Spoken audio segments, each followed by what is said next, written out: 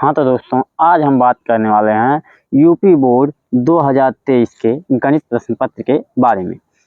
ध्यानपूर्वक आज देखेंगे कि हम अपने प्रश्न पत्र को किस तरह से पूरे स्कूल के पेपर से हट के होता है और उसको किस तरह से हम सॉल्व करने का प्रयास करेंगे। यानी कोई भी गलती चूक नहीं करेंगे, क्योंकि हर स्टेप पर आपको नंबर स्टेप बाय दिया जाता है।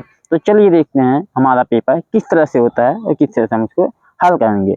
सबसे पहले आपको पेपर में अपना नाम लिखना पड़ेगा और एक प्रवेश पत्र पर अनुक्रमांक दिया रहेगा, उसको यहाँ से भरेंगे। आपको टीचर आपके पेपर पर सिग्नेचर करके देंगे, यानी अप्रूव हो जाएगा कि आप पेपर देने परीक्षा फार्म में परीक्षा हॉल में पहुँचे हुए हैं।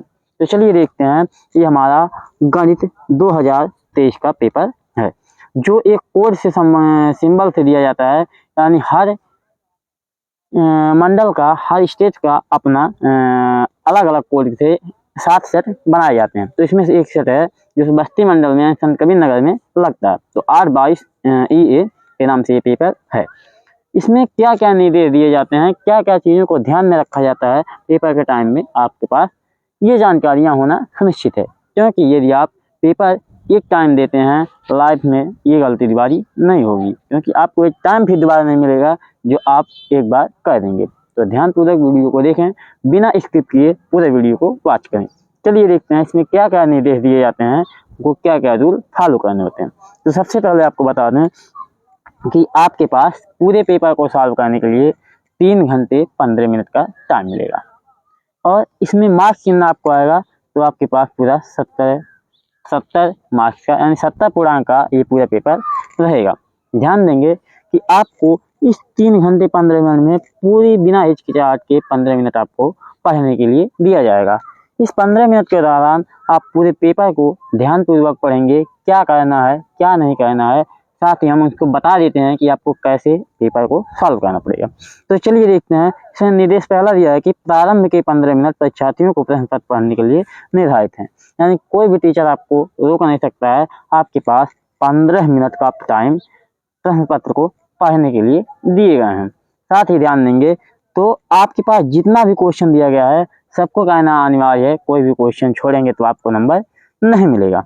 चलिए देखते हैं, कह रहा है पूरे प्रश्न पत्र को 2 खंडों में डिवाइड करके रखा गया है, खंड ए और खंड ब। खंड ए में 20 अंक के 20 बहुविकल्पीय प्रश्न दिए गए हैं, जिसके लिए आपको एक OMR शीट दिया जाएगा, उसमें आपको भर कर देना पड़ेगा। तो OMR शीट क्या होता है, इसके बारे में अच्छी से जानकारी हम आपको अगले वीडियो में देंगे।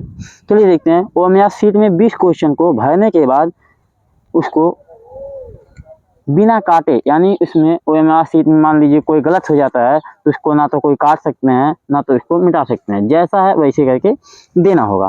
फिर आगे कह रहा है, अब अगले खंड में पहुंचेंगे, खंड ब, जहाँ पे आपको 50 अंक के संक्षिप्त एवं वर्णनात्मक यानी छोटे या बड़े हल करने वाले प्रश्न आपको दिए जाएंगे, जो पूरे 50 अंक के होंगे।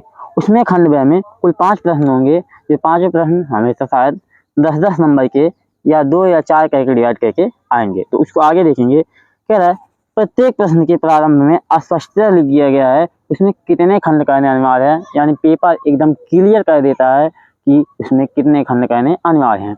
क्योंकि यहाँ आपके स्कूल में देखेंगे तो आपके टीचर आपके खुद के ही कक्षा अध्यापक रहते हैं, लेकिन जिस स्कूल में आपका सेंटर जाता है वहाँ आपको बताने वाला कोई नहीं रहता। हालांकि ये पूछ सकते हैं, लेकिन कोई इतना गौर नहीं करते हैं, क्योंकि इतना प्रेशर हो जाता है स्कूल में कि लोग ध्यान नहीं देते हैं। तो उसके सामने हर चीज़ क्लियर होता है, बस आपको ध्यान देने की जरूरत पड़ेगी कि पूछ रहा है कितने खंड करने हैं, तो उतना ही आप करें जितना आपके पास खंड दिए गए हों। क्योंकि नंबर के लालच में यदि आप ज़्यादा क्वेश्चन कर देते हैं तभी नंबर आपको उतना ही मिलेगा जितना कि आपको मिलना चाहिए।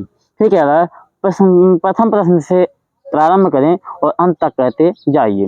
जिस प्रश्न में नहीं आता है उस पर टाइम मत वेस्ट कीजिए। तो चलिए देखते हैं हमारा किस तरह से क्वेश्चन सॉल्व होता है।